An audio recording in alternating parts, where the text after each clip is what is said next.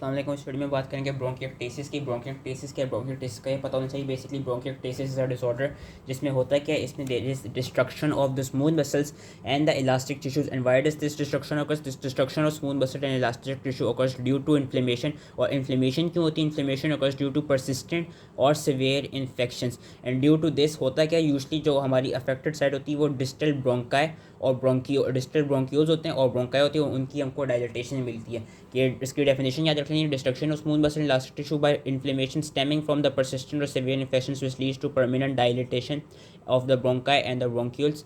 क्या कॉजेज हो सकती हैं? ज़्यादातर हमको इडियोपैथिक मिलता है, लेकिन अलग से अगर हमें क्या क्या कॉजेज मिल सकती हैं, हमको कुछ कॉन्जेनिटल या हेरिडिटरी कंडीशंस मिल सकती हैं which predispose to chronic infections like your cystic, different दी में हमको सिस्टिक फाइब्रोसिस याद रखनी होगी और primary ciliary dyskinesia and Kartagener's syndrome याद रखना होगा। Severe necrotizing pneumonia cause by bacteria, viruses और फंगाई।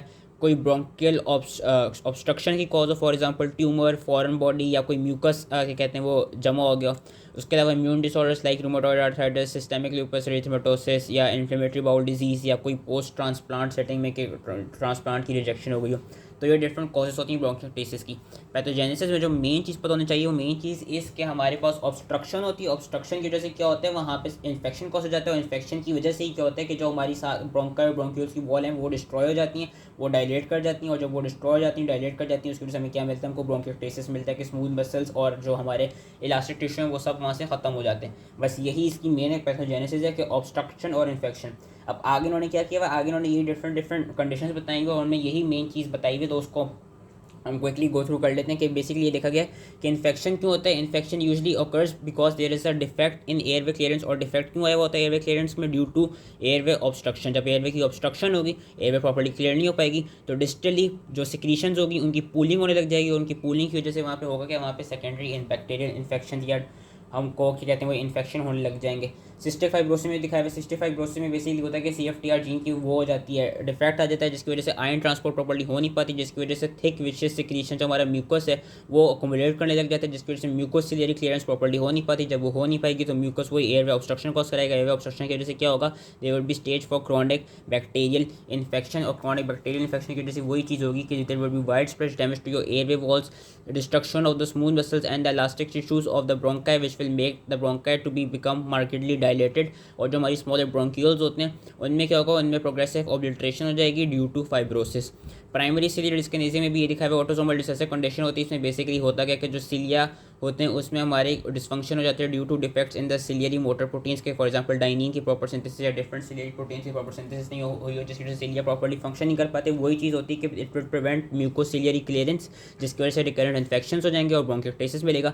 एम्ब्रियोजेनेसिस में एक और चीज़ उन्होंने अलग से बताई हुई है कि जो कि हमें कार्टिजेनस सिंड्रोम में मिलती है। एम्ब्रियोजेनेसिस में भी सिलिया की रिक्वायरमेंट होती है। सिलिया की रिक्वायरमेंट इसी होती है क्योंकि ये देखा गया कि ड्यूरिंग एम्ब्रियोजेनेसिस सिलिया का काम ये होता है कि वो कराते क्या है, दे बेसिकली इंश्योर कि there is proper rotation of the developing organs in the chest and abdomen.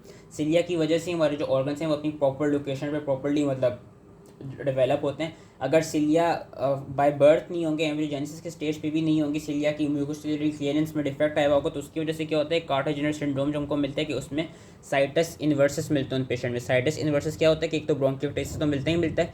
Sites इन्वर्सस is basically कि जो हमारे ऑर्गन्स हैं वो अपनी प्रॉपर लोकेशन पे नहीं होंगे, वो ऑपोजिट लोकेशन पे होंगे। साइटस इन्वर्सस के इन्वर्स वे होंगे। फॉर एग्जांपल लिवर हमें पता है नॉर्मली राइट साइड पे होता है, तो इस कंडीशन में लेफ्ट साइड में होगा। हार्ट हमें पता है लेफ्ट साइड पे होता है, तो इस कंडीशन में राइट साइड पे होगा। या स्टमक हमें पता है मेनली लेफ्ट पे होते हैं, तो वही सारे बेसिकली साइटस इन्वर्सस इसमें हो जाता है। और एलर्जिक ब्रोंकोपल्मोनरी एस्परजिलोसिस का भी ये बताया हुआ है कि ज़्यादातर जिनको एस्मा सिस्टिक फाइब्रोसिस उनमें कंडीशन देखी जाती है कि क्या है, इज ऑफ फंगल निमोनिया के hyper immune response to the fungus aspergillus fumigatus, जिसकी वजह से वही हमारे हेल्पर 2 टी सेल्स आते हैं। हेल्पर 2 टी सेल्स का हमें पता है क्या हमको होता है कि वो डिफरेंट साइटोकाइंस रिलीज कराते हैं, लाइक इंटरल्यूकिन 4, 5 एंड 13, जो कि वो इओसिनोफिल्स को अट्रैक्ट करते हैं। और हाई सीरम IgE लेवल्स देखे जाते हैं। एंटीबॉडीज़ बनती हैं एस्परजिलिस के खिलाफ, जिसकी वजह से वो इंटेंस एयरवे इन्फ्लेमेशन होगी इओसिनोफिल्स के साथ, and formation of mucus plug, जो कि अगेन ब्रोंकियोटेसिस कॉज करा देगा। ब्रोंकियोटेसिस की मॉर्फोलॉजी अगर पढ़ें तो यूजली लोअर लोब्स को अफेक्ट करता है, bilaterally most commonly distal bronchi और ब्रोंक्यूल्स को। उसके अलावा देखा गया अगर ट्यूमर या फॉरेन बॉडी की वजह से ब्रोंकियोटेसिस हो रहे तो जो इन्वॉल्वमेंट होती है यूजली उसी जगह पे लोकलाइज होती है। मेन जो इसमें चीज़ मिलती है कि airways are dilated sometimes up to 4 times their size के bronchi and bronchioles can be followed almost to the pleural surfaces और उनको इन्होंने ये दिखाया हुआ कि कट सर्फेस पे जो डायलेटेड ब्रोंका हैं they would appear cystic and they would be filled with mucopurulent secretions. Histologic जो इसकी फाइंडिंग्स है वो डिपेंड करती हैं सेवेरिटी पे और क्रॉनिसिटी पे। अगर तो फुल ब्लोन ब्रोंकाइटिस हुआ है तो उसमें हमको इंटेंस एक्यूट और क्रॉनिक इन्फ्लेमेटरी एक्सुडेशन मिलेगी with in the walls of bronchi and bronchioles. Desquamation मिलेगी, लाइनिंग एपिथेलियम की एक्सटेंसिव अल्सरेशन भी मिल सकती है जिसकी वजह से स्क्वामस मेटाप्लेजिया भी हो सकता है। उसके अलावा क्रॉनिक इन्फ्लेमेशन, क्योंकि वही क्रॉनिक इन्फ्लेमेशन की जिस कॉमस मेटाप्लेजिया भी हो सकता है हमारे ब्रोंक्यूल्स में, नेक्रोसिस हो सकती है, लंग एब्सेस हो सकते हैं। और उन्होंने क्रॉनिक के केस में ये बताया हुआ है कि हमको फाइब्रोसिस मिलती है ब्रोंकियल वॉल्स की, पेरी ब्रोंकियल फाइब्रोसिस भी मिलती है, और जो हमारी ब्रोंक्यूल्स होते हैं वो ओब्लिटरेट कर जाते हैं ड्यू टू फाइब्रोसिस। कौन सा बैक्टीरियाज देखेगा which causes bacteria infection in bronchitis, usually haemophilus influenzae in half of the cases and pseudomonas aeruginosa. ये इन दो का याद रख लेना है। अलग से इन्होंने ये बताया है कि जो हमारे पास वो होता है एलर्जिक ब्रोंकोपल्मिनरी एस्परजिलोसिस, उसमें हमें क्या मिलेगा, उसमें हमें फंगल हाइफी मिलेंगे जिनको हम स्टेन्स के थ्रू डिटेक्ट कर लेंगे। क्लिनिकल फीचर्स क्या होते हैं कि सिवियर परसिस्टेंट कफ होता है जिसके थ्रू हम डायग्नोज करेंगे, expectoration of the foul smelling and sometimes bloody sputum, dyspnoea, orthopnoea, haemoptysis haemoptysis होंगी। और साथ में जो सिम्टम्स होते हैं they are episodic and they are more precipitated by upper respiratory tract infection और the introduction of new pathogenic agent. ये देखा गया है कि हमको पैरोक्सिस्म्स ऑफ कफ मिलते हैं when ever the patient arises in the morning. जैसे ही सुबह को उठते हैं पोस्चर का चेंज होता है, खड़े होते हैं, उसकी वजह से होता क्या है कफ की एपिसोड्स मिलती हैं। कफ की एपिसोड्स इसलिए मिलती है क्योंकि due to change in position it causes the pus and secretions to be collected and drained into your bronchi. उसके अलावा ऑब्स्ट्रक्टिव कंडीशन है ये जो ब्रोंकाइटिस है, जो ऑब्स्ट्रक्टिव कंडीशन तो उसमें डिस्निया और साइनोसिस भी मिलता है। ट्रीटमेंट इसके यूजुअली एंटीबायोटिक्स और फिजिकल थेरेपी के थ्रू हो जाती है। अगर ऐसे क्यों में सवाल आ जाए कि इसकी क्या क्या कॉम्प्लिकेशंस हो सकती हैं, उसमें हमने कॉर्ड पल्मोनरी, ब्रेन एब्सेस और अमाइलोइडोसिस लिख देना है।